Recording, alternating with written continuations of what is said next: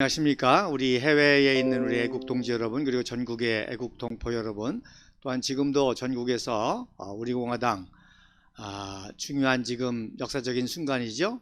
여야 양당의 완전히 세상 말로 아사리판 정치에 정말 우리 공화당이 순수한 정치 세력으로 정치개혁과 또 역사 바로잡기, 또 자유통일, 이 세 가지 화두를 가지고 지금 투쟁해 나가고 있습니다. 좋은 소식은 이제 박근혜 대통령께서 건강을 그래도 많이 회복하셔서 지난 동아사도 방문하시면서 활동하시는 것이 감사하며, 곧 때가 되면 이제 우리 공화당과 또 박근혜 대통령과 우리 조원진 당대표와 함께 이 마지막 역사의 중요한 화두인 이 정치개혁, 그리고 역사 바로잡기, 그리고 또 자유통일까지 가는 그러한 놀라운 역사를 이루게 되리라고 믿습니다. 지금 국내 정치뿐만 아니라 세계 정치도 아주 지금 혼란하죠. 러시아 우크라이나 전쟁, 이제 그것이 점점 장기화되면서 우리 또 대한민국이 우크라이나의 이제 그 자유우방국들이 이제 우크라이나 편을 드니까 미국하고 친밀한 우리 대한민국도 자꾸 점점 깊숙하게 개입이 되는 그런 형국이고, 그 다음에 또 이제 중국이 이제 패권 국가로서 또 중국이 대만과의 이제 통일 문제라든지, 그래서 동북아 정세도 아주 심각하게 돌아가고 있는 상황입니다. 자, 이런 때에 정말 이런 국제 정세와 국내 정세의 아주 중요한 때에 정말 이런 것들을 움직일 수 있는 그런 지도자가 필요한데, 한마디로 말해서 정치, 또 정치 지도자는 큰 그림을 그리는 지도자입니다. 그런데 현재로서 이렇게 큰 그림을 그리는 그런 정치가 보이지 않고, 이 국가 지도자나 또 국회의원들이나 다 자기의 당리당략, 자기의 개인적인 야망과 이득만을 위해서 살아가고 있을 때, 정말 이 큰 그림을 그리는 정치인은 박근혜 대통령, 또 조원진 대표, 또 우리 공화당입니다. 자, 그런 의미에서 이 정치개혁, 또 역사 바로잡기, 자유통일, 이 세 가지는 어떤 의미에서 혼연일체인데, 왜 그런가 하니 이제 북한의 역사는 다 거짓의 역사 아닙니까?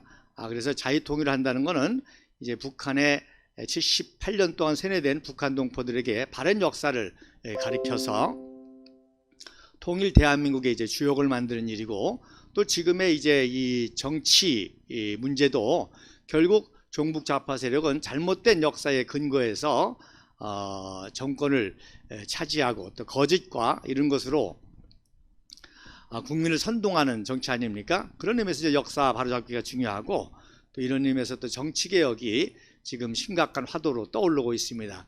여야 할 거 없이 지금 윤석열 정부도 이제 1년이 이제 돼가고 있지만, 사실 집권 초기에 지지율이 대부분 높죠. 또 강력한 집권 초기에 강력한 여러 가지 개혁 드라이브를 하기 때문에, 뭐 김영삼 정부 때도 그렇고 김대중 정부 때도 그렇고 노무현 정부 때도 그렇고 5년의 임기이기 때문에 개혁 초기에, 집권 초기에 여러 가지 개혁적인 그런 것으로 지지율이 오르는 것이 정상인데, 이건 어떻게 된지 1년도 안 돼서 지지율이 30% 이하면서 차기 얘기가 나올 정도로, 차기 지도자 얘기가 나올 정도로 좀 취임 초기에 내임도 오는 그런 아주 이 정치에 심각한 혼란이 있기 때문에, 여야를 막론하고 지금 국민들로 하여금 정치개혁에 대한 이제 그 열망이 높아지고, 여야 양당의 이런 그 실정에 대한 분노가 극에 달하고 있을 때에 정말 우리 공화당이 역할과 사명이 중요하고, 그 때가 오기 때문에 우리 동지들이 힘들고 어렵더라도 좀 더 참고 우리들의 사명에 각자 집중해야 될 것입니다. 자, 엊그저께는 4.19였죠. 4.19, 우리 역사의 중요한 한 순간이 4.19였습니다. 그래서 오늘 4.19에 대한 진실에 대해서 같이 이렇게 배우려고 하는데, 먼저 우리 한번 사진을 보도록 하겠습니다.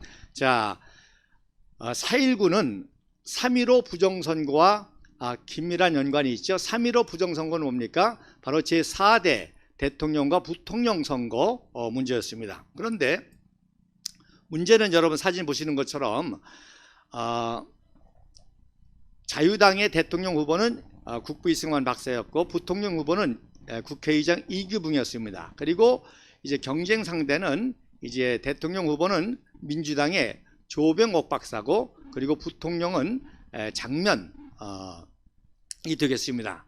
그런데 여러분 사진에 보시는 것처럼 한참 유세가 진행되는 1월 29일 날 야당의 유력한 대통령 후보인 조병옥 박사가 갑자기 이제 위암에 걸려가지고 이제 위기 상황이 닥쳤습니다. 근데 놀라운 것은 우리 국부 이승만 박사가 이 조병옥 박사로 하여금 미국 워싱턴 DC에 월트리드라고 하는 하스피털이 있습니다. 그거는 미국의 최고의 군병원으로 미국의 역대 대통령들이 치료를 받는 병원인데 바로 이승만 대통령께서 야당의 상대 후보지만 조병옥 박사로 하여금 입원해서 치료를 받을 수 있도록 그렇게 조치를 취했습니다. 그래서 부통령 후보인 장면이 이제 환송하는 그런 사진이 되겠습니다. 그런데 안타깝게도 수술이 잘 되고 회복 중이었었는데 갑자기 2월 15일 날 이제 소천을 하게 됩니다. 그래서 오른쪽에 있는 그 사진이 그 당시 이제 뉴스의 사진인데 대한민국의 야당 민주당 대통령 입후보자 조병옥 박사는 15일 미국 월터리드 육군병원에서 사망하였다. 조 박사는 향년 67세이다.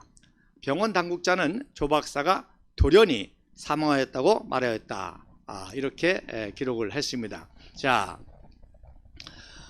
우리 이승만 박사, 그야말로 우리 독립과 건국과 구국과 호국의 역사에 이승만 박사의 그 위치가 너무나 중요하기 때문에 이승만 박사를 제대로 이해해야만 근현대사가 풀립니다.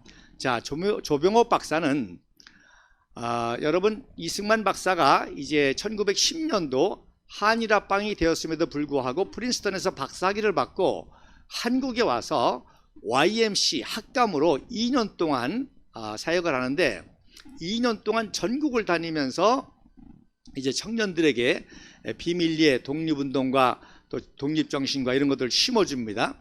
일제 식민지화가 시작이 됐기 때문에 만약에 어떤 독립에 관련된 그런 이야기를 하면 반드시 체포가 되겠죠. 그러니까 비밀리에 정말 조심스럽게 그 당시 청년들에게 영향을 미쳤는데 서울의 YMC뿐만 아니라 전국의 YMC 지부 또 중요한 도시 또 교회를 중심으로 신앙 부흥회다 강연 활동이다 라는 그런 명목으로 많은 청소년 청년들에게 영향을 미쳤는데 바로 조병옥 박사도 그때 영향을 받은 사람이죠.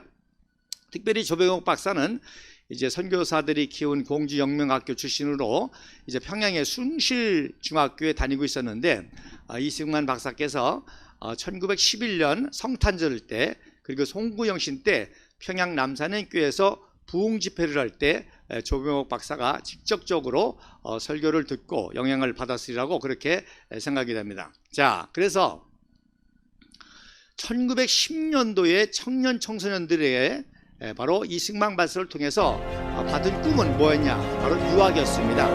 미국이 됐든 일본이 됐든 물론 미국 가기가 힘들죠. 일본 식민지 당국에서 비자를 잘 안 내주니까 그래도 어떻게 해서든지 이제 최고의 당대 청년들이 미국 유학을 꿈꿨고 그 다음에 미국이 안 되면 이제 할 수 없이 일본의 유학을 하게 됩니다.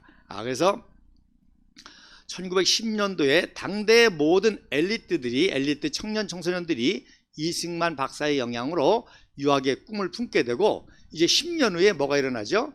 1919년 바로 3.1 독립운동이 일어나게 되는데 이때 영향을 받았던 학생들과 청년들이 바로 일본 유학생들 중에서 영향을 받은 청년들이 바로 28 독립선언의 주역이 됩니다. 그리고 국내에서도 이승만 박사 10년 전에 영향을 받았던 엘리트들이 다 3.1 운동의 다 주도자가 또 주요 활동 역할을 하게 됩니다. 마침 조병옥 박사는 콜롬비아 대학에 유학에 있었을 때인데 바로 4월 15일, 16일에 있었던 필라델피아의 한인 자유대회, 거기에 이제 조병옥 박사는 장택상, 또 김노디 뭐 이런 청년들과 함께 이승만 박사와 함께 이제 필라델피아에서 독립운동을 하게 됐죠. 그러니까 그리고 난 다음에 이제 4월 11일 날 상해 임시정부가 세워지지 않습니까? 그 상해 임시정부의 모든 요원들이 다 이승만 박사의 영향을 받거나 관련된 사람이죠. 국내에서는 이제 최고의 민족 지도자인 월남 이상제 선생, 월남 이상제 선생이 바로 이승만 박사의 스승으로 또 이승만 박사의 영향을 받아서 기독교인이 됐기 때문에 이승만 박사의 절대적인 이제 지지를 받아서 또 이렇게 상해 초대 임정의 대통령도 될 수가 있었던 것이죠. 자, 이제 3.1 운동 이후에는 이제 일본의 대대적인 압력으로 이제 참 독립운동이 어렵게 됐습니다만은 비밀리에 독립운동을 하게 됩니다. 그래서 국내에서 바로 조병옥 박사가 수동 동호회라든지 또 이런 신간회라든지 이런 이제 독립단체들은 다 비밀리에 국내에서 이승만 박사에게, 하와이에서 독립활동을 하는 이승만 박사에게 정보와 자금을 대주는 그런 역할을 하게 됩니다. 그런 역할을 한 게 바로 수동동호회 조병옥 박사라든지 뭐 신간회라든지 신흥우라든지, 그리고 이제 종북 좌파들이 또 윤치호 친일파를 많이 얘기하는데, 윤치호는 바로 이승만 박사의 가장 비밀스러운 자금과 정보를 제공해 주는 사람이죠. 그러니까 겉으로 보면은 이렇게 그 일본의 그 인정을 받는 듯한 그러한 이제 역할을 하지만 그러한 비밀 독립운동과 독립운동의 자금과 정보를 제공했던 게 윤치호 장로이기도 합니다. 자, 이렇듯 이승만 박사와 관련돼 있는 다 사람들이죠. 그러니까 해방 후에 광복후에 미 군정청의 경무부장이 굉장히 중요하죠. 초대 경찰청장인데 경무부장이 조병옥 박사였는데, 바로 이승만 박사가 10월 16일 날 도착하게 되자 원래 10월 20일 날 토요일 날 연합군 미군 환영식이 열리게 돼 있었는데, 바로 그때 이제 하지 사령관은 이승만 박사를 민간인 신분으로 그냥 참석만 그렇게 하게 됐습니다. 근데 조병옥 박사가 그 모든 행사를 주최하고 사회하면서 예정에도 없던 이승만 박사를 소개했죠. 여기 지금 이승만 박사가 와 계시다. 그러니까 뭐 장내에서 난리가 나고 막 그러니까 이제 하지 중장이 사령관이 소개를 하지 않을 수 없고, 그래서 연설을 하게 됐죠. 그때 이제 유명한 연설이 뭉치면 살고 흩어지면 적습니다. 그래서 이제 우익을 중심으로 한 건국운동을 시작하게 돼서 연합군 환영식이 이승만 박사 환영식으로 변하게 한 게 이 조병옥 박사입니다. 그리고 이제 건국 후에는 이승만 박사가 조병옥 박사와 장면 박사를 조병옥 박사는 이제 특사단으로, 그리고 장면 박사는 대표단으로 유엔에 파견해서 10월 12일 날 이제 유엔 총회에서 인류 역사상 최초로 유엔 총회에서 인준을 받는 그런 역할을 했던 분이고, 그 다음에 이제 6.25 동란이 일어나자 이승만 박사가 이제 경찰 조직이 중요하죠. 이제 경찰 조직이 국개군과 싸우면서 게릴라로 소탕하는, 그래서 다시금 조병옥 박사를 내무부 장관에 임명해서 경찰 조직을 다시금 지휘해서 대구를 사수하는데 또 결정적인 공을 세운 분이 또 조병옥 박사입니다. 이렇듯 이승만 박사가 다 키운 분들이에요. 뭐 장면 박사는 초대 주미대사를 했고, 그런데 이제 주미대사를 하는데 애국심을 가지고 한국 입장에서 좀 적극적으로 외교 활동을 하지 못하고 사람이 착하고 점잖긴 한데 싫은 소리 안 듣는 그런 식으로 이제 하니까 이승만 박사가 소환을 해서 양유찬 주미대사를 임명하고 장면은 이제 실권이 없는 국무총리에 이제 임명하게 되죠. 그러면서 이제 52년도에 그 유명한 내각제 개헌을 하려고 하면서 이제 조병옥 박사라든지 장면 박사가 야당으로 이승만 박사와 정치적인 이제 경쟁자가 되게 됩니다. 시니키도 마찬가지죠. 그래서 이제 결국에는 이제 제 4대 대통령 때 이렇게 이승만 박사와 정치적인 대결하다가 소천하게 된 것입니다. 그러니까 이제 이승만 박사는 경쟁 상대가 후보가 없어지게 된 겁니다. 그러니까 당연히 이제 부통령이 이제 경쟁이 치열하게 됐죠. 그래서 자유당의 이기붕과 장면 부통령 후보가 치열하게 됐습니다. 자, 그다음 사진 한번 보십시오. 자, 그러니까 조병업 박사가 갑자기 돌아가시니까 오히려 우익의 지도자들이 충격을 받은 거예요.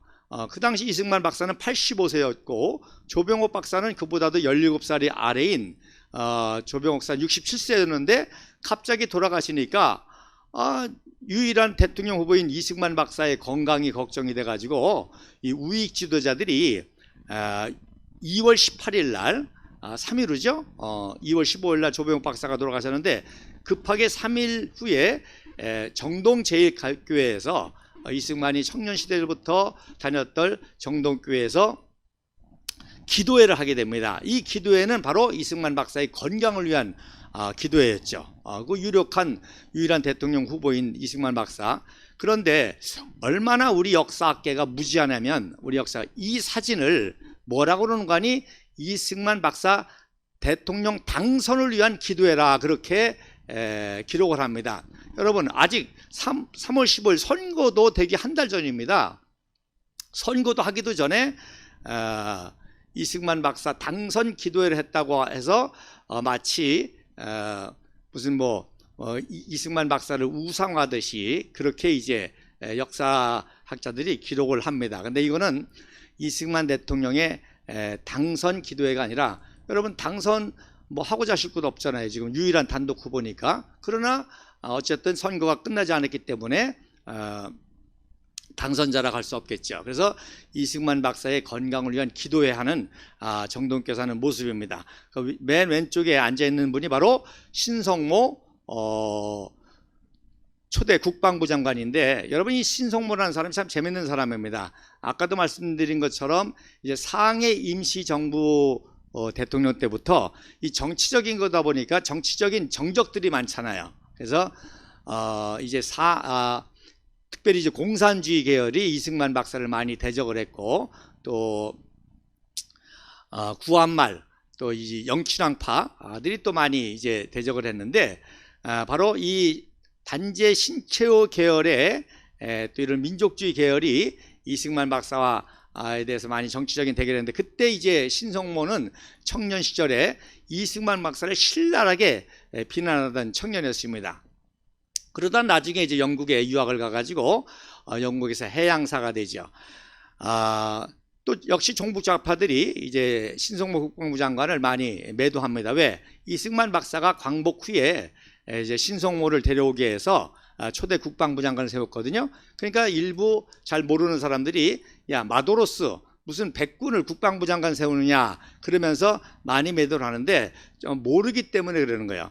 여러분 신성모라는 사람은 그 당시 최고 영어를 구사하는 특별히 영국에서 유학했기 때문에 영국식 영어를 구사하는 최고의 영어 구사자였고 그 다음에 특등 항해사라고 영국이 해양국 아닙니까? 해양제국, 해양대국 아닙니까? 그래서 해양 이 항해사를 굉장히 중요시 여기는데 1등 항해사도 아니고 특등 항해사는 외국인이 시험을 볼 수도 없습니다. 그렇게 자존심이 강한데 바로 유일하게 동양인으로서 신성모가 특등 항해사를 이제 취득한 분이고 또 오늘날 국제법의 시초가 해양법이거든요. 그 이승만 박사의 그 프린스턴 박사학위 논문도 바로 해양법에 관한 논문이고 국제법에 관한 논문입니다.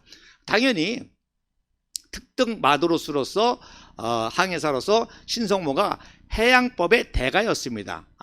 그리고 이제 우리나라가 건국되면서 국제 교류가 중요한 거기 때문에 이제 초대 국방부 장관 했죠. 그 다음에 초대 국방부 장관 한 다음에 주일대사로 임명하죠. 51년도에. 왜 그렇습니까? 자, 이제 일본이 샌프란시스코 조약으로 정상 국가가 되면서 이승만 박사가 뭘 선포합니까? 평화선을 선포하잖아요. 이게 뭐예요? 해양법에 가는 거잖아요. 그러니까 최고의 해양법 전문가인 신성모를 보내서 그런 작업을 한 거죠. 이런 것들을 모르고 무슨 이제 주일공사로 정권 나눠먹게 한다 하는 이런 참 어리석은 일을 하고 결국 이제 해양대학교를 오늘날 해양대학교를 만드신 분이 바로 신성모 장관입니다. 그래서 신성모 장관이 얼마나 젊었을 때는 이승만 박사를 매도했지만 나중에는 얼마나 충성스러웠는가 하니 나중에 이승만 박사가 하와이로 요양 가신다는 소식을 듣고 충격을 받고 돌아가십니다. 그날 돌아가세요. 자, 그 다음에 그 옆에 있는 분이 이제 함태영 부통령인데, 함태영은 청년 시절에 조선의 최고의 엘리트였죠. 그래서 제1회 구한말 법관 실험에 수석으로 합격한 최고의 엘리트로 이승만 청년이 그 한성 감옥에서 재판받을 때 검사 역할을 했던 게 함태영입니다. 그런데 이제 함태영 이 나중에 이제 목사가 되고 또 3.1운동 때는 국내 총책이 됩니다. 그래서 민족대표 33인보다도 더 중요한 인물이 바로 함태영 박사죠. 왜? 그런 모든 것을 다 조절하는 거니까. 그야말로 이 33인을 선정한다든지 또 하는 이런 모든 국내 총책이 바로 함태영 목사였습니다. 그러다가 이제 1952년도에 말씀드린 발치개헌 사건 때 여러분 지난번에 제가 계속 강조하지만 1952년 발치개헌 사건은 이승만 박사의 독재가 아니라 전시 중에 내각제를 통해서 정권을 찬탈하려고 했던 이 국회의 반란입니다. 이걸 진압한 것이 이승만 대통령이고 직선제로 진압한 것이고, 그때 이제 함태영이 부통령으로 당선이 되죠. 그래서 이런 분들이 이제 이승만 박사에서 기도하는 그런 장면입니다. 자, 그 다음 이제 사진 이제 봅시다. 본격적으로. 자, 그러다 보니까 부통령 선거가 치열해진 거예요. 더군다나 이제 이승만 박사가 85, 건강상에는 문제가 없었습니다만은, 노안이 들었다, 노망 들었다, 이거 다 거짓말입니다. 85세에도 이제 그런 증거들을 제가 이제 말씀드리겠지만, 국정을 운영하는데 전혀 이제 문제가 없었는데, 그래도 걱정하다 보니까 또 이승만 박사도 또 건강상의 문제가 있을 경우는 국민이 선출하는 부통령에게 정권을 물려줄 생각을 했기 때문에 아주 부통령 선거가 치열했죠. 그래서 사실 이승만 박사는 낭산 김준현 선생을 참 후계 염두에 두기도 했는데, 그래서 낭산 김준현 선생은 통일당을 만들어 가지고 부통령 후보로 나왔고, 또 기존의 야당이 이제 장면이 아주 유력한 후보였었고, 또 그러다 보니까 이제 이기붕이 승계서열 1위가 되니까 이기붕이 참 이 권력의 야망을 가지고 부정선거에 이제 관여를 하게 됐던 거죠. 이기붕이는 이승만 박사보다도 조병옥 박사보다도 더 나이가 젊습니다. 17살이나 차이가 납니다. 그런데 이기붕이는 그 당시 10걸음도 걷기 힘들 정도의 건강이 더 나빴습니다. 그러니까 부통령 다음에 승계서열 2위가 내무부 장관이거든요. 그러니까 내무부 장관 최은규가 그런 또 야망을 가지고 이기붕이가 건강상 문제가 있을 경우 내가 대통령이 될 것이다 생각받는 거라. 그래서 최은규가 아주 선거 부정을 하게 됐던 거죠. 그러다 보니까 이제 3월 15일 선거 이후에 부통령 부정선거에 대한 이제 전국적인 증거들이 드러나면서 이 부정선거에 대한 시위가 한참 막 일어나게 될 때 4월 11일 날 바로 마산에서 그 유명한 김주열 시신 사건이 이제 드러나게 됩니다. 자, 마산 중앙부두 앞에서 김주열 시신인데 여러분 잘 보세요. 자, 눈에 정통으로 받쳤죠? 이건 무슨 얘기입니까? 바로 눈앞에서 눈을 향해서 쐈다는 얘기입니다. 만약에 정말 시위를 하게 되면은 적어도 30m, 50m 이렇게 떨어져서 시위를 하고 체류탄을 쏠 때 45도 각도로 해서 체류탄을 쏘는데 이렇게 정확하게 눈에 맞을 확률은 거의 없다고 봐야죠. 그런데 이렇게 눈에 맞았다는 건 뭐예요? 바로 누군가가 정면에 대고 체류탄을 쐈고, 그리고 시신이 떠오르자 마치 기다렸다는 듯이 누군가가 전화를 했고, 부산일보 허정 기자가 새벽에 기다렸다는 듯이 전화를 받고 와서 이 사진을 찍어서 보도함을 통해서 이제 4.19로 이어지는 아주 대대적인 전국 규모의 시위가 일어나게 되는 겁니다. 그래서 이제 동아일보에서 인용 첫 석간으로 번역한 건데, 호혜로 마산서 오늘 밤 중대 사태가 발생했다 해서 이것을 이제 보도하게 되는 것입니다. 자, 그다음 사진 보면 그래서 이제 시위가 점점 급해지면서 4월 19일 날 그 유명한 4.19 학생 의거가 일어납니다. 그때의 구호는 다른 거 아니었어요. 바로 부통령 부정선거를 다시 하라는 거예요. 대통령 선거도 아니고, 대통령 선거 하시고 잘 필요도 없잖아요. 단독 후보인데. 그러니까 부통령 선거를 재선거하라는 것이 수호의 구호였습니다. 여러분 이제 사진을 보시면 맨 앞에 재선가라고 하는 현수막이 보이죠. 그리고 앞에 청년이 또 태극기를 들고 있는 모습이 보입니다. 자, 그 다음에 점점 시위가 이제 격화되면서 이제 학생들이 경무대까지 이승만 대통령에게 그런 조치를 취해달라고, 재선거를 하게 해달라고 이제 경무대까지 진출하다가 경찰과 대치하게 되고, 여기서 그 당시 이제 이기붕 세력, 최윤기 세력이 바로 경찰을 통해서 발포를 하게 함으로 말미암아 이때만 124명이 사망하고 558명이 부상을 당하는 참 엄청난 비극이 일어나게 되는 것입니다. 자, 이때도 총궐기 선언문의 핵심은 뭐냐? 부통령 부정선거를 다시 하라는 거예요. 대통령 선거는 하진 않았잖아요. 단독 후보니까 그냥 89%의 투표를 가지고 당선이 된 겁니다. 근데 이제 부통령 부정선거를 다시 하라는 거였습니다. 그래서 이제 경무대 앞에 우리 문재인 퇴진 청와대 앞 시위할 때 많이 다녔던 길입니다. 이게 경복궁 뒤쪽으로 해서 효장동으로 올라가는 그 길입니다. 자, 그다음 그러다 보니까 이제 계엄령이 선포됐죠. 송효찬 육군참모총장이 계엄령을 선포해서 이제 군인들이 이제 시위를 이제 진압함으로 인해서 이제 아무래도 이제 군인들이 등장하니까 이제 시위는 이제 잦아들게 됐습니다. 그래서 그 당시 이제 제15사단장 조재미 소장, 평양 탈환의 선봉에 섰던 조재미, 그 당시는 이제 연대장에 섰는데 조재미 소장이 15사단장으로 15사단을 이끌고 와서 서울의 치안과 안전을 잡고, 또 이분이 또 훌륭한 일을 하죠. 고대에서 이제 희생자 위령직을 할 때 거수격리를 하면서 그 위령제를 정중하게 할 수 있도록 해서 또 이제 고대생들에게 우리 군인들이 또 감동을 주게 됩니다. 자, 그 다음 사진 보시죠. 그래서 이게 유명한 그 사진입니다. 자, 이 소식을 듣자마자 이승만 박사가 이제 사태의 심각성을 깨닫게 됩니다. 그래서 곧바로 그 당시 서울대학병원하고 을지로에 있는 국립의료원이죠. 거기에 이제 많은 부상자들이 이제 치료를 받게 됐는데, 이승만 박사가 소식을 듣자마자 곧바로 서울대병원을 방문해서 우리 청년들을 위로하죠. 그래서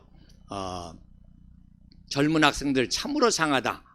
부정을 보고 일어서지 않는 백성은 죽은 백성이다. 우리 청년들이 이 불의를 보고 저항한 것을 칭찬하면서 자신이 정말 세웠던 대한민국의 이 청년들이 이 불의에 저항하는 모습, 자기도 청년 때 구한 말에 그 개혁운동을 했지 않습니까?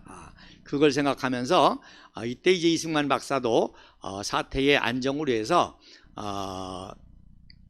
하야를 결심하게 됩니다. 그래서 이승만 박사도 고종 황제 퇴위 운동을 했다고 엮었지만 결국 이승만 박사를 그 당시 이승만 청년을 대역죄로 엮어서 감옥에 보냈지만 이승만 대통령은 이 불의에 저항하는 청년들을 보고 이제 자기는 사태의 의습을 위해서 하야를 결심하게 된 그런 계기가 이렇게 되는 겁니다. 자,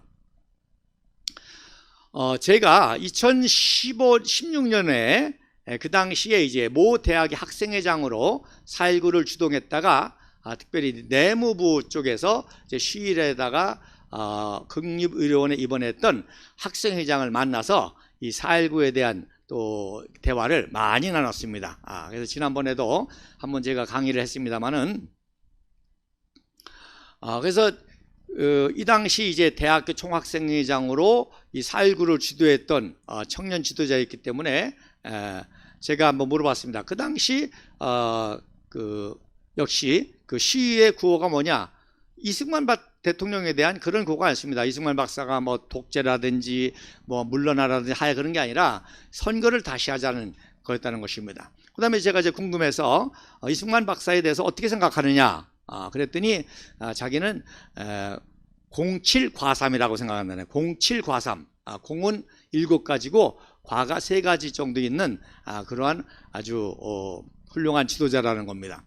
그럼 과가 뭐냐? 과 3가지가 뭐냐 그랬더니 첫째로 나이가 많았다는 거예요. 여러분, 나이가 많은 게 무슨 과예요? 나이가 젊어도 이준석이 같은 게 과지. 나이가 많아도 정신적으로 통치에 전혀 문제가 없으면 과가 아니죠. 그러니까 그런 오해를 좀 했던 것 같아요. 그 다음에 두 번째 과가 뭐냐 그랬더니 물가를 너무 몰랐다는 거예요. 물가를. 근데 이것도 제가 연구한 바에 의하면은 어떻게 일국의 국가 지도자가 경제를 모릅니까? 자, 이제 그 이유를 제가 다 설명하겠습니다. 그 다음에 세 번째가 뭐냐 했더니 너무 인해 장막에 휘둘려 가지고 문제가 있었다는 거예요. 그건 어느 정도 일리가 있었습니다. 왜 그런가 하니 이승만 박사가 고령이다 보니까 프란체스카 영부인이 이승만 박사의 건강을 생각해서 굉장히 이렇게 간섭을 많이 했죠. 그래서 이승만 박사가 충격을 받을 만한 그런 정보는 들어가지 못하게 하게 되면서 그런 요소가 좀 있었습니다. 자, 어쨌든지 간에 이 당시에 상황이 바로 부정선거에 대한 그런 불이었었고, 당연히 학생들은 이런 정의와 진실을 외치고 시위를 했던 것입니다. 그러나 안타깝게도 거기 배후에는 4-3가지 세력이 이제 관여해가지고 이승만 박사의 이제 하야 공작을 하게 되는 것을 볼 수가 있습니다. 자, 그 다음 사진 한번 보시면 제가 말씀드린 대로 이게 이제 중앙대학교 학생들이 시위하는 모습인데, 중앙대 학생의 모토는 뭐예요? 의에 죽고 참에 살자. 자, 그리고 그 다음 장면이 이제 내무부 앞에서 지금 정부종합청사쯤 될 거예요. 거기에 이제 내자 호텔 쪽 내무 앞에서 이제 수위하는 모습인데, 그 청년들의 구호는 의에 죽고 참에 살자는 겁니다. 우리 공화당 구호하고 똑같죠? 자, 이제 사태가 이제 심각하게 돌아갑니다. 자, 그 다음에 이제 미국 측에서 이제 메카나가 대사가 이승만 박사하고 이제 사태 수습을 위해서 논의하게 됩니다. 이때 이승만 박사는 이렇게 학생들이 많이 죽고 다치고 하다 보니까, 그리고 무엇보다도 이승만 박사의 하야의 결정적인 동기는 물론 이승만 박사 스스로 한 것입니다만은 뭐였는고 하니, 자, 그 당시에도 온건한 양식 있는 그 지도자들이 많았습니다. 그 일부 자유당의 그 이기붕 세력이 그랬지, 김정열 국방부 장관이라든지 허정 사회부 장관이라든지 또 장택상이라든지 또 이런 원로들이라든지 이런 분들이 많았어요. 이분 분들은 이 사태를 잘 해결할 분은 이승만 박사밖에 없으니까 이승만 박사에게 사태를 수습하고 난 다음에 하야를 하도록 그렇게 권면했는데, 이승만 박사의 결정적인 하야의 이유는 그거였습니다. 어떻게 내가 세운 자유민주주의의 기본인 선거에 부정이 있을 수가 있느냐? 내가 창피해서 그만둔다.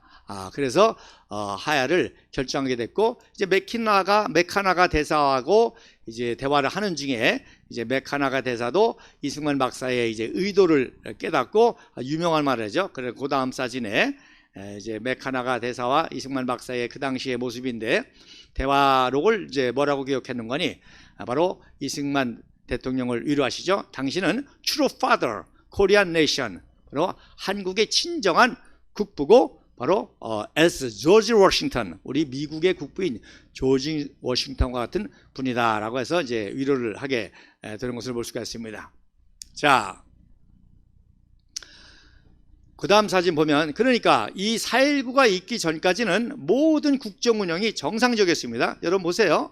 1960년 3월 26일 날 바로 3.15 선거가 끝나고 무투표 당선으로 97%의 그 투표율로 이승만 대통령이 당선이 됐기 때문에 이승만 박사의 축하 특사로서 벤프리트 장군이 오게 됩니다. 그리고 또 3월 26일 날은 이승만 박사의 탄신 85회 생실입니다.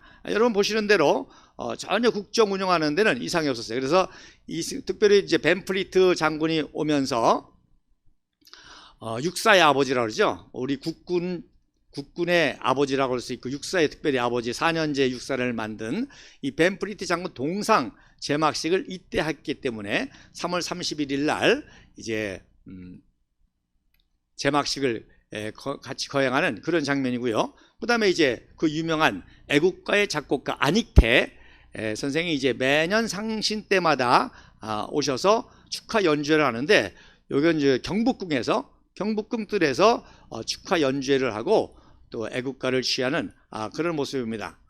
그런데 이제 4.19가 이제 소요가 점점 심해지면서 벤프리트 장군이 급하게 이제 소환이 되죠. 자, 왜 그러냐? 자, 여기서 이제 미국의 입장을 알아야 되는데, 자, 한미 동맹을 맺은 이후로, 한미 동맹을 맺은 게 아니라 매년 군사 원조 4억 불, 경제 원조 4억 불에서 8억 불을 원조를 받아낸 거예요. 그래서 1년 국가 예산이 1억 불일 때 8억 불을 받아내니까 미국으로 해서도 굉장히 부담스럽죠. 그 다음에 이제 아이젠하워 정권 8년 동안은 그렇게 했지만 이제 8년 후에 정권이 넘어가게 생겼단 말입니다. 이제 공화당 정권에서 민주당 정권으로 대통령 선거에서 이제 케네디가 이제 유력하게 등장을 하죠. 그러니까 미국에서도 공화당 선거 운동도 해야 되고 정치 자금도 필요하고 하니까 계속 이승만 박사에게 환율 정상화에 압박을 했습니다. 환율 정상화. 그 당시 실질적인 환율은 1대 1000이었습니다. 근데 이승만 박사가 53년도부터 1대 500으로 고정환율로 딱 묶어버린 거예요. 고정환율 1대 500으로. 그러니까 미국 측에서는 환율 정상화를 하라는 거예요. 그건 무슨 얘기입니까? 바로 환율 정상화를 하면 8억 불이 4억 불로 감소되는, 삭감되는 그런 효과가 있게 되는 거죠. 그러니까 미국 측에서 그렇게 압박을 하니까 이승만 박사가 버틴 겁니다. 환율 정상화, 내 목이 잘리기 전까지는 환율 정상화 안 된다. 그렇게 버티다가 할 수 없이 20%로 합의를 본 거예요. 그래서 1대 600으로 합의를 간신히 본 겁니다. 그러니까 미국 쪽 입장에서는 여러분 그 유명한 에버레디 작전 아시죠? 바로 건국 당시부터 그리고 한국전쟁 당시에 이승만 박사가 미국의 국제 전략과 정책에 반대하거나 방해가 되면 이제 제거하는 작전이 에버레디 작전인데, 그 작전이 이제 암살은 아니지만 이제 하야로 정권 교체로 들어서게 된 거죠. 그래서 20%까지는 합의를 받지만 결국 이승만 박사가 버티다가 결국 자리가 잘리는 그런 불행이 있게 됐다는 것입니다. 자, 그 다음에 여기서 또 더 중요한 것은 한일 국교 정상화가 미국의 전략이었습니다. 그러니까 미국도 한국을 도와주는데 너무 부담이 되다 보니까 일본을 빨리 정상국가로 만드는 대신에 일본으로 하여금 한국을 도와주도록, 그래서 만든 게 바로 우리는 일본의 식민지였기 때문에 일본으로부터 전쟁 배상금을 받을 이유가 하나도 없고, 오히려 여러분 아시는 것처럼 일본이 한국에 남기고 간 재산을 요구하는 구상권이 남아있거든요. 근데 이승만 박사가 이 구상권을 금지시키고, 그리고 전쟁 배상금에 준하는 그런 조건으로 일본의 그 샌프란스 조약을 우리 이승만 박사가 동의한 겁니다. 그리고 이 미국 측에서도 빨리 정상국가로 만들어 가지고 이 8억 불 대신에 일본 국교 정상화로 바로 전생 배상금을 통해서 받아내려고 계속 국교 정상화 압력이 53년도부터 있었던 겁니다. 51년도에 샌프란시스코 조약이 됐고요. 52년도에 발효가 돼서 일본이 정상국가가 되면서 1953년도부터 휴전 바로 직전이죠. 국교 정상화가 그때부터 있었던 겁니다. 근데 이승만 박사가 계속 차일피일 밀었던 거죠. 왜? 미국으로부터 받아낼 거 다 받아내고 마지막 단계에서 받겠다는 것이 이승만 박사의 국제 전략이었습니다. 어쨌든 그러기 때문에 이제 미국 측에서 이런 이제 압력이 들어갔던 것이고, 그러다 보니까 이제 정권 교체로 야당에게 힘을 실어주고 야당의 이런 시위를 주도할 수 있도록 정권 퇴진의 그런 그 분위기를 만들어냈던 거죠. 자, 그래서 그 다음 사진에 보면 이제 이승만 박사가 4월 26일 날 하야 성명을 하고, 형식에서는 국회에서 하야 결의를 하고 이제 국회 사임서를 제출하는 형식으로 27일 날 내고요. 그 다음에 28일 날 이제 하야를 해서 이화장으로 이제 걸어가시려고 했습니다. 왜? 민간인이니까. 그래서 내가 이제 대통령에서 하야에서 민간인인데 이화장까지 걸어가겠다. 그래서 걸어 나오시는 장면입니다. 그래서 나 이승만은 국회의 결의를 존중하여 대통령의 직을 사임하고 물려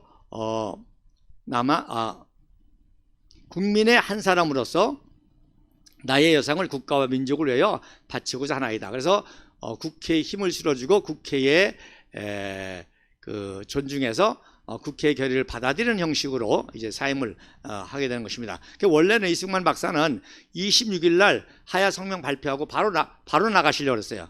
그러나 이화장을 그동안 재임 기간 동안에 방치를 해가지고 사람이 살 수 없어가지고 이틀 동안 수리한 다음에 28일 날 들어가신 거예요. 여러분, 박근혜 대통령께서 3월 10일 날 헌재 판결이 난 다음에 판결 나자마자 바로 삼성동으로 들어가시려고 했습니다. 그러나 4년 동안 5년 동안 방치했기 때문에 도저히 사람이 살 수 없어가지고 이틀 동안 수리하고 3월 12일 날 들어가신 거죠. 주일날 금요일날 선고가 났는데 이승만 박사하고 똑같은 거, 이게 위대한 우파의 지도자의 모습입니다. 자, 그래서 그 다음 사진 보세요. 그래서 이화장에서부터 그 경무대에서부터 이화장까지 걸어가시겠다고 그러니까 오히려 야당 의원들이 난리가 났죠. 그래서 야당 의원들이 차를 타고 가시려고 막 강제로 요청하니까 이승만 박사가 그래? 그러면 내가 민간인인데 어떻게 관용차를 타느냐? 번호판 가려. 그래서 여러분 보시는 사진처럼 대통령 전용차 번호판을 검은색 천으로 가리고 이제 경무대에서 내려오는 그런 모습입니다. 그리고 그 다음 사진에 보면 이제 종로를 거쳐서 이화장으로 가시는 모습이고, 이제 왼쪽 사진이 이화장에 막 들어서는 모습인데 뭐 엄청난 구름 인파가 모였죠. 구름 인파가 모여가지고 이렇게 환영하는데, 여러분 뒤에도 반바 뒤에 그 번호판도 가려져 있죠. 그리고 올 때까지 가려져 있고, 특별히 이때부터는 누가 공개하느냐? 이사단 17년대가 경호를 했습니다. 이승만 박사가 가장 사랑하는 부대가 이사단 17년대였거든요. 왜냐하면 6.25 남침 때 웅진 전투에서 최초의 승전 소식을 전해줬고, 그래서 이승만 박사가 곧바로 메가더 원수가 28일 날 전선 방문하러 수원공에 올 때 바로 경호를 했던 게 27년대 연대장 백인엽 대령이 됩니다. 그리고 그래서 인천 상륙작전에 야, 왜 니네 미군만 가냐? 우리 국군도 참여시키자 해서 간 게 12연대이기 때문에 마지막에 이승만 박사를 경호하는 부대가 이제 12연대가 되겠습니다. 자, 그 다음 사진. 자, 그 다음에 당연히 이승만 박사의 이런 하야 공작에서는 정권 교체에는 누가? 북계가 관여를 했죠. 그래서 1986년도 10월 19일 날 동독수상 호네커가 평양을 방문하는데, 이때 김일성과 호네커의 대화록이 나중에 동서동일이 통일된 다음에 이 시타지 비밀 문서가 공개가 됐는데, 그 중에 한 내용이 뭔고 하니 바로 김일성이가 뭐라고 호네커에게 자랑하는 거 하니 바로 이승만 박사를 그렇게 하야시킨 그 4.19의 그 정치 공작은 바로 나의 작품이다 라고 하죠. 그래서 김주월 사건, 특별히 김주월 사건은 배후 공작이 바로 김일성이었던 것이고, 그 간첩이 바로 이석이라고 하는 간첩이 그런 활동을 했던 겁니다. 그래서 이 장면이 바로 평양을 방문해서 김일성이가 혹부리 영감으로 호네커를 환영하는 당고, 이때 대화력이 공개가 돼서 바로 4.19 자체는 순수한 우리 그 이승만 박사가 키운 청년 세대들의 불의에 저항하는 정의의, 자유의, 진실의 무브먼트였지만, 그걸 이용해 가지고 정치 공작을 해서 정권을 잡은 이 야당 세력에 도와줬고 했던 그런 배후의 한 역할은 바로 북한이었다는 겁니다. 미국은 이제 그런 경제적인 문제에 의해서, 그 다음에 이제 당연히 북한으로서는 이승만 박사가 정말 원수죠. 적화통일을 방해했고, 또 한미동맹을 맺어가지고 제2의 적화통일까지도 방해하는, 정말로 이승만 박사를 비난하고 왜곡하고 매도하는 모든 거에 그 뿌리는 다 북한에서 내려온 공작입니다. 그 내용들 하나하나가. 자, 그 다음에 이제 일본입니다. 자, 일본. 자, 말씀드렸습니다. 자, 일본도 하루속히 한국과 국교 정상화를 통해서 국제적으로 정상국가의 이미지를 받는 데는 제일 중요하죠. 한국의 인정을 받는 게 제일 중요하잖아요. 그러니까 국교 정상화를 하루속히 하려고 하는데 이승만 박사가 차일피일 미루는 거예요. 그러니까 일본이 몸이 달죠. 그런데 자, 1958년도에 이제 기시 노부스케 그 당시 수상입니다. 개인 특사 야스키 가즈오까지 이승만 박사에게 보내가지고 국가 정상화를 하려고 합니다. 그때 이제 야스키 가즈오가 일본 우익의 이제 거두죠. 그래서 그 유명한 그 야쿠자도 다 쥐통솔하는 일본 우익의 거두인데, 야스키 가즈오를 이제 보내가지고 국교 정상화를 하려고 이승만 박사를 방문하는데, 야스키 가즈오가 도계자를 하려고 했어요. 도계자. 이 도계자라는 거는 이제 그 유명한 사제행위죠. 일본 사람들이 하는 건데, 완전히 땅바닥에 이마를 대고 절을 하는, 그렇게 이제 하려고 하니까 이승만 박사가 뭐 그렇게까지 할 필요가 있느냐. 그러니까 이제 이렇게 90도로 절하는 모습인데, 그 당시 이제 한일 대표회담이 바로 등리 보이는 허정이 이제 한일 대표회담 대표고, 그 다음에 안경 쓰신 분이 바로 유태아 주일공사로 야스키 가지오와 아주 친밀한 사람입니다. 자, 이승만 박사가 얼마나 참 대단한 분인고 하니, 아까도 말씀드린 것처럼 국고 정상화를 해서 일본 배상금을 받긴 받는데, 이 허정이라든지 유태아는 그야말로 일본의 정관계의 사람들의 다 인맥이 있는 사람들이기 때문에 제대로 협상을 못한다는 거야. 그렇기 때문에 바로 박정희와 같은 일본에 대해서 당당하게 요구를 할 수 있는 젊은 세대 때에 협상을 해야 내가 구상한, 즉 전쟁 배상금에 준하는 5억 불의 전쟁 배상금에 준하는 요거를 받아낼 수 있는 그러한 지도자는 바로 박정희 세대와 같이 6.25를 겪고, 또 공산주의를 물리치고 소련 중공을 물리치고 이러한 아주 생명을 걸고 나라와 민족을 위해서 했던 미국 유학파 엘리트 이 세력들이 정권을 잡을 때 가능하다고 계속 밀었던 거예요. 그래서 그러니까 쉬운 얘기로 허정이가 지금 이렇게 타협을 하면 깎인다는 거예요. 3억 불이라든지 2억 불이라든지 깎일 수 있다는 거예요. 그런데 정말 1961년도 이제 1년 후죠. 이승만 박사 하야하고 5.16 혁명을 통해서 박정희 의장이 케네디 수상의 케네디 대통령의 국빈 방문을 받으니까 일본의 이케다 하야토 이케다 수상의 국빈 초청을 받아가지고 일본을 방문합니다. 여러분 얼마나 대단합니까? 바로 윤보선 대통령의, 우리나라 국가 수반은 윤보선 대통령입니다. 그리고 이 박정희는 혁명 지도자로 최고위 의장으로 행정부 수반입니다. 그런데 여러분 보시는 것처럼 이케다 수상 공항에 직접 마중을 나왔죠. 그리고 이제 바로 직전 수장인 기시노부스키는 만찬장에서 박정희 대통령을 의장을 그야말로 아련하는, 인사드리는 이렇게 당당한 지도자가 되니까 이제 한일 국교 정상화가 1965년도에 완성이 되게 되는 것입니다. 자, 그래서 자꾸 압력을 넣으니까 이승만 박사한테 국교 정상화자 압력을 넣으니까 이승만 박사가 뭐라고 그러는 거니? 야, 좋아, 그럼 국교 정상화하는데 니네가 우리 36년 통치했지. 그러면 1년에 1억 불씩 36억 불 내놔 그랬습니다. 그 당시 일본의 외환 보유고가 약 76억 불 됐거든요. 일본이 그 전쟁 특수로 우리 6.25 동란 기습 남침으로 인해서 전쟁 특수를 받아가지고 일본이 엄청나게 부자가 됐습니까? 그러니까 이승만 박사가 사실 속상한 거예요. 우리 그 국민들의 그 전쟁을 통해서 일본이 정상국가가 되고 엄청나게 경제 부국이 되니까, 그러니까 이승만 박사가 야, 너희네들이 우리 때문에 돈 벌었는데 1년에 1억 불씩 36억 불 내놔, 이렇게까지 압박을 하니까 일본으로서도 바로 공작이 들어가는 거죠. 그래서 이승만 박사하고 정총교체를 해서 야당하고 손쉽게 타협을 하려고 일본에서도 바로 4.19 배후에 이런 전국적인 시위의 그 배후의 역할, 정권 교체로 이어지는 내각제 장면 정권이 정권을 잡을 수 있도록 하는데 바로 일본이 이렇게 관여가 됐다는 것입니다. 자, 그 다음에 보세요.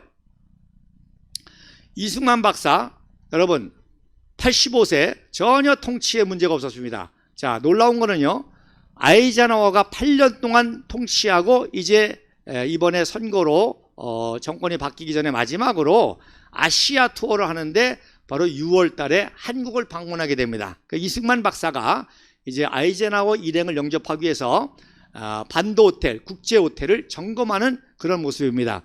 여러분, 지난번에도 말씀드렸지만 모든 선진국의 마지막이 관광대국입니다. 이승만 박사는 이때부터 관광대국의 핵심이 뭐예요?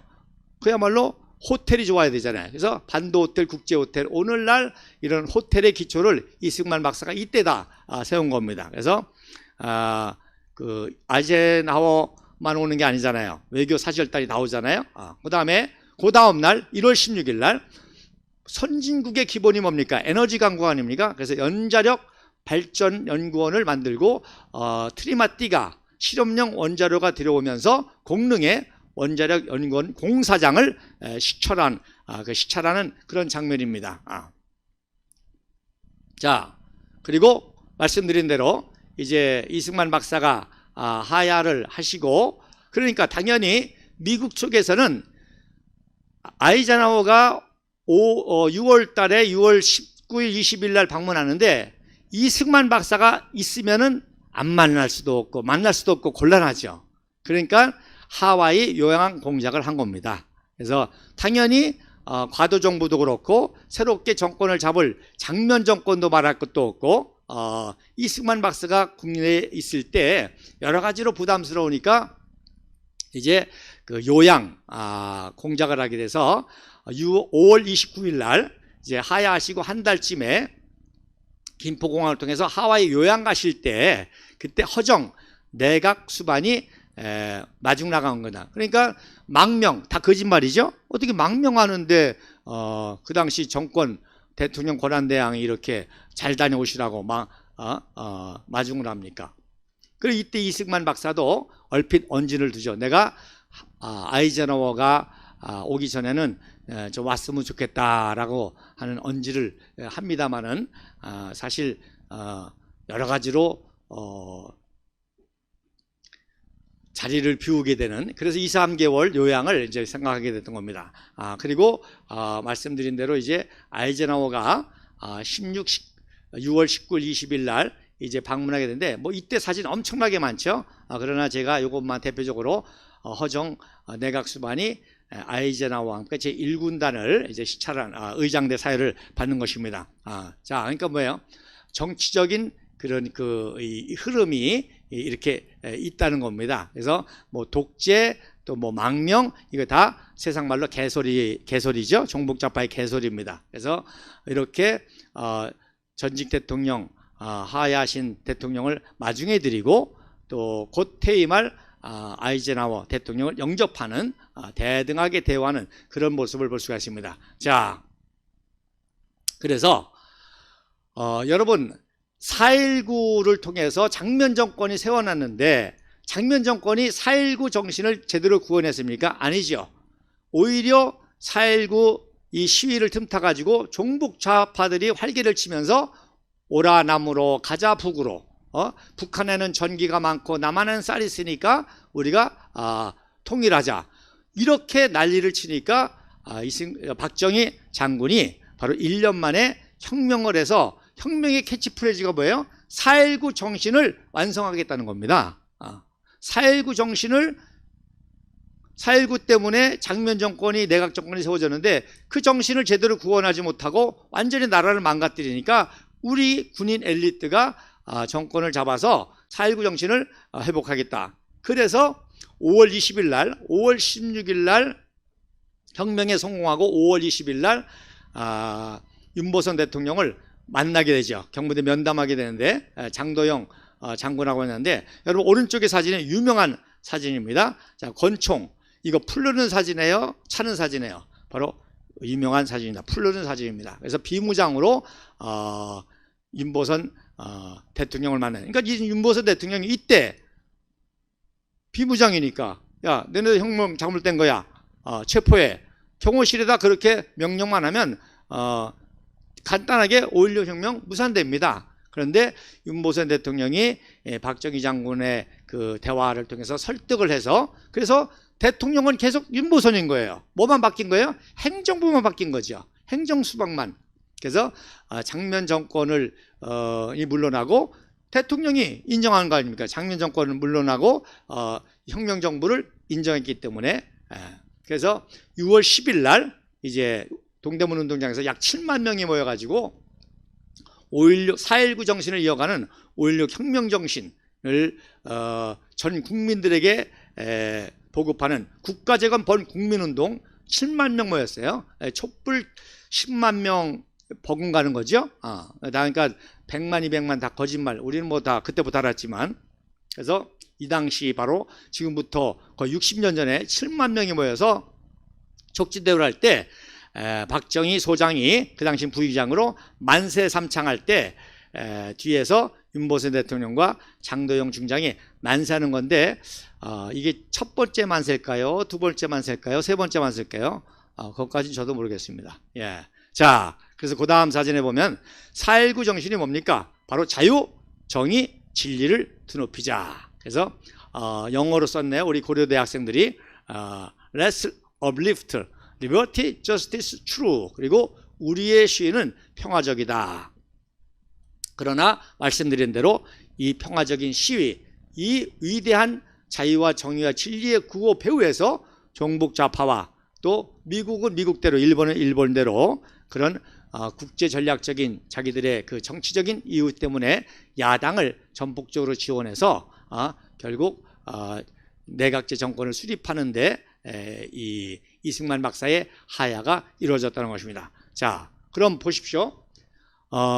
이게 정말 평화적인 수였냐? 자, 여러분 이 4.19 의거를 통해 가지고 종북 좌파들이 바로 과격 시위를 해가지고 방공회관에 방화한 모습입니다. 여러분 방공회관이 지금 그 서울 시민회관이잖아요. 시청 앞에.